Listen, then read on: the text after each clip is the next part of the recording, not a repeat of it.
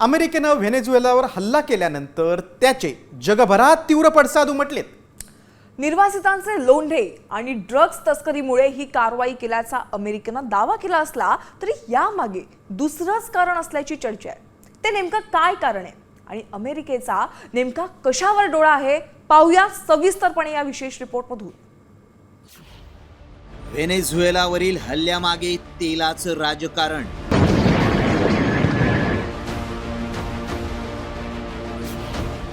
ड्रग्सच्या नावाखाली अमेरिकेचा तेलावर डोळा. तेलावरून दक्षिण अमेरिकेत युद्ध भडकणार.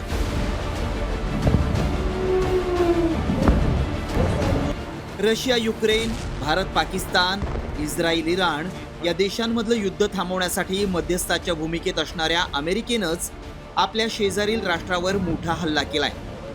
दक्षिण अमेरिकेतील व्हेनेझुएलावर हल्ला करून राष्ट्राध्यक्ष निकोलस मादुरो आणि त्यांच्या पत्नी सिलिया फ्लोरेस यांना अटक करण्यात आली आहे. अमेरिकेचे राष्ट्राध्यक्ष ट्रम्प यांच्या या कारवाईनं जगभरात खळबळ उडाली आहे. रशिया, चीन, उत्तर कोरिया या देशांनी यावर तिखट प्रतिक्रिया देऊन अमेरिकेवर टीका केली आहे. पण खरंच हल्ला करण्या इतका व्हेनेझुएला अमेरिकेसाठी डोकेदुखी बनला होता का, की या हल्ल्यामागे अमेरिकेचा काही स्वार्थ दडलाय? पाहूया. व्हेनेझुएलाकडे जगातील सर्वात मोठा तेलाचा साठा आहे. 2023 पर्यंत अंदाजे 303 अब्ज बॅरल तेलाचे ज्ञात साठे आहेत. हे प्रमाण अमेरिकेच्या तेल साठ्याच्या 5 पट जास्त आहे. दुसरे कारण निर्वासितांचं आहे. राष्ट्राध्यक्ष मादुरो यांच्या अन्यायकारक धोरणांमुळे या देशातील लाखो रहिवासी अमेरिकेत आले आहेत. मादुरो यांनी गुन्हेगार आणि रुग्णांना जाणीवपूर्वक अमेरिकेत जाण्यास भाग पाडलं असा अमेरिकेचा आरोप आहे. आणखी एक महत्त्वाचं कारण म्हणजे व्हेनेझुएला मार्गे अमेरिकेत कोकेन आणि फेंटालिन सारख्या अंमली पदार्थांची मोठ्या प्रमाणात तस्करी होते. त्यामुळे अमेरिकेची युवा पिढी व्यसनाधीन झाल्याचा दावा अमेरिकेनं केलाय. तर अमेरिकेच्या तेल कंपन्यांना आता पुन्हा एकदा व्हेनेझुएलाच्या पेट्रोलियम रिझर्व्ह त्याचबरोबर क्रिटिकल मिनरल रिझर्व्हवर एक प्रकारे आपला हक्क त्या ठिकाणी सांगता येणार आहे.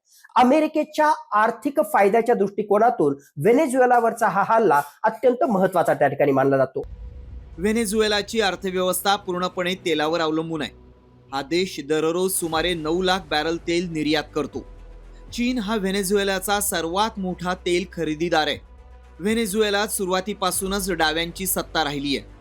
दिवंगत ह्युगो चावेज यांच्या निधनानंतर कट्टर डावे असलेल्या निकोलस मादुरो यांनीही अमेरिकेचा कट्टर विरोध कायम ठेवला आणि व्हेनेझुएलाच्या सत्तेवर पकड मिळवली.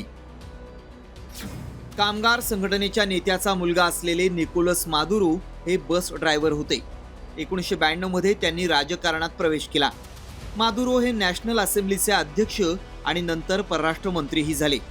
परराष्ट्र मंत्री असताना त्यांनी व्हेनेझुएलाचा तेल व्यवसाय हा जगभर वाढवला.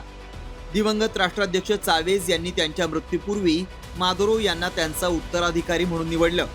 2013 मध्ये चावेज यांचं निधन झाल्यानंतर मादुरो यांनी निवडणूक जिंकली आणि ते व्हेनेझुएलाचे राष्ट्राध्यक्ष झाले.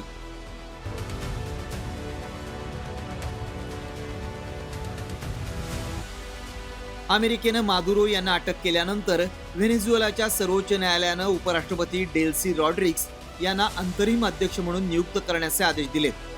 तत्पूर्वी अमेरिकेच्या हल्ल्यानंतर मादुरो यांनी एक निवेदन जारी करून बदला घेण्याचा निर्धार व्यक्त केलाय आणि देशभरात आणीबाणीची घोषणा केली.